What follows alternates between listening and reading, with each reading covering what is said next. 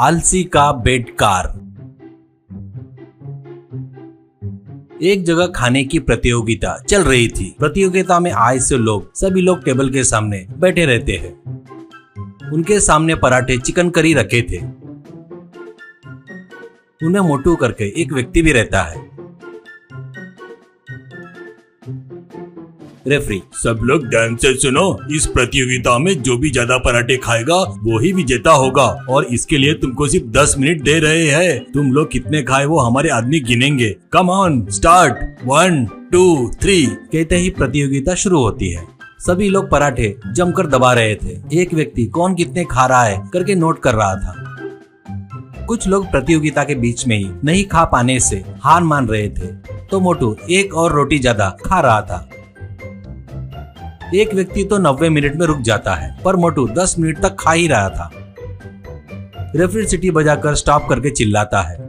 जो गिन रहा था वो आदमी, मोटू ने 10 मिनट में 98 पराठे खाया है, इसलिए वो ही इस प्रतियोगिता का विजेता है, कहता है तो सभी लोग तालियां बजाते हैं। पर मोटू, अरे सर आपने गलत गिने सर, मैं 98 नहीं 99 खाया हूँ, कहता है तो रेफरी, तो ठीक है ले, कैसे भी तू ही जीता ना, आकर मेडल ले ले, ऐसा कहता है। ऐसे कैसे होता जी, गिनती बोले तो गिनती रहती, मैंने 99 खाया, 98 नहीं खाया, ऐसा कहता है गिनने वाला। ठीक है वैसे ही समझेंगे, कैसे भी तुम ही जीते हो ना, जाकर मेडल ले लो, ऐसा कहता है मोटू। वैसे मुझे नहीं चाहिए, लगे तो फिर से प्रतियोगिता रखो, पर ऐसे गलत गिनकर जीतने का उद्देश्य नहीं है मेरा। कहते ही वहाँ पर आए सभी लोग चक्कर आकर गिर जाते हैं। मोटू उनको देखकर हंसकर, मैं यहाँ तुम्हारे मेडल के लिए नहीं आया हूँ, इस खाने के लिए आया हूँ, करके वहीं बैठकर जितना बचा था वो खाकर चला गया। वो बहुत पैसों वालों के यहाँ जन्मा था। एक समय पर 100 करोड़ से ज्यादा की जायदाद अभी बस कुछ करोड़ ही बचे थे। उसका कारण उसका खाना था। वो एक खटिया पर लेटकर हमेशा मोबाइल देखते रहता है, नहीं तो सो जाता था। नींद से जागते ही उसके खटिया के पास पूरा खाना आने को होना। काम वाले उसको लाकर दे रहे थे तो वो खाते ही रहता था। ऐसे वो खा खा कर थक कर फिर से खर्राटे मारते हुए सो जाता था। खर खर खर। वो देखकर माँ बाप सिर पेट लेते थे। माँ, ये क्या है जी, सब लोग जीने के लिए खाते हैं तो ये खाने के लिए जी रहा है। इसकी वजह से खाना बनाने वाले इसे पका कर खिलाने से परेशान होकर भाग रहे हैं। कहती है तो पिताजी, अरे इसके खाने का महीने का खर्चा लाखों में आता है, अपनी जायदाद पूरी यही खा लेगा लगता है, क्या करना कुछ समझ में नहीं आ रहा, करके दुखी होता है। एक दिन एक स्वामी जी उनके घर में आते हैं। उस समय मोटू खर्राटे लेते हुए सो रहा था। खर खर खर। माँ बाप स्वामी जी को बुलाकर, स्वामी जी हमने आपको बुलाए और आप आ गए, इसलिए हमको बहुत खुशी हुई, पर इसने आपको खिलाने वाला भी खाना पूरा खा गया। थोड़ी देर रुके तो फिर से खाना बनवाता हूँ, आपके पसंद का खाना पूरा तैयार करके रखता हूँ, ऐसा कहती है स्वामी जी। कोई बात नहीं, मुझे और भी बहुत से काम है, अगली बार आऊंगा तब आप लोग अतिथि सत्कार कर लो। इतना कि तुम्हारी लड़की की कुंडली में कुछ बदलाव आया क्या, कहता है। पिताजी, कहाँ बदला स्वामी जी, उसको बनाकर खिलाते खिलाते हमारे में बदलाव आ गया, देखो हम कैसे हो गए, कहते हैं तो माँ, स्वामी जी वो सिर्फ आपकी बात ही सुनता है, एक बार आप उसे अच्छे से समझा कर देखो ना, ऐसा कहती है। तो स्वामी जी ठीक है बोलते हैं, पर काम वाले उसको कितना भी हिला हिला कर उठाते हैं तो भी वो नींद से नहीं जागता।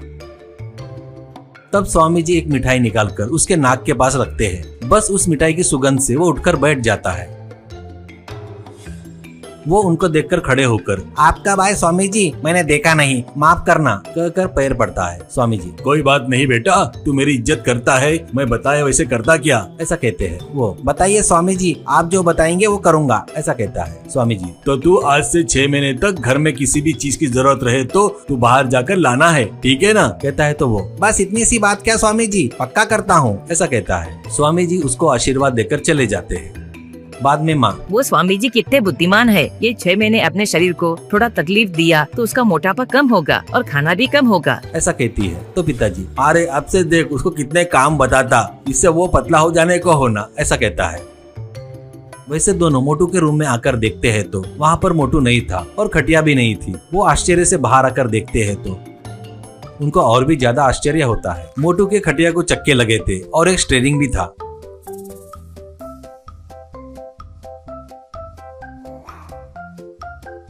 मोटू उनको देखकर, हाँ आओ आओ, और कौन कौन सा सामान चाहिए जल्दी से बताओ, जाकर लेके आता, फिर ब्रेकफास्ट का टाइम भी हो गया है, ऐसा कहता है। पिताजी उसको एक चिट्ठी देते हैं। मोटू खटिया लेकर गांव में घूमते हुए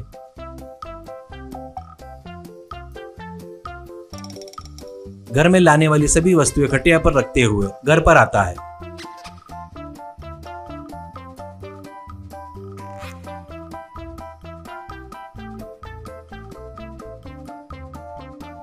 और घर पर खटिया पर ही तगड़ा नाश्ता करके कर्राटे लेते हुए सो जाता है। इसके बाद नींद से जागकर और एक लिस्ट जल्दी से दे दो, अभी लंच का समय हो रहा है, लेट हो जाएगा। ऐसे क्या देख रहे हो? स्वामी जी ने बाहर जाकर काम करने को बोला, पर चलकर जाना है या किसी तरह जाना है ऐसा कुछ नहीं बताए, इसलिए मैंने ये बना लिया। ऐसे ही रहा तो 6 महीने किया, मैं कितने भी दिन तक कर सकता हूँ ये सब, ऐसा कहता है। बस उसकी बातें सुनकर माँ बाप चक्कर आकर गिर जाते हैं। मोटू, मेरे प्यारे दोस्तों, ये वीडियो अगर आपको पसंद आया तो कृपया इस वीडियो को लाइक करके अपने दोस्तों को शेयर कीजिए। उतना ही नहीं, हमारे चैनल को सब्सक्राइब करना मत भूलिए। आपको ऐसे किसी आलसी मोटू के बारे में पता है तो हमें कृपया कमेंट करके बताइए। धन्यवाद।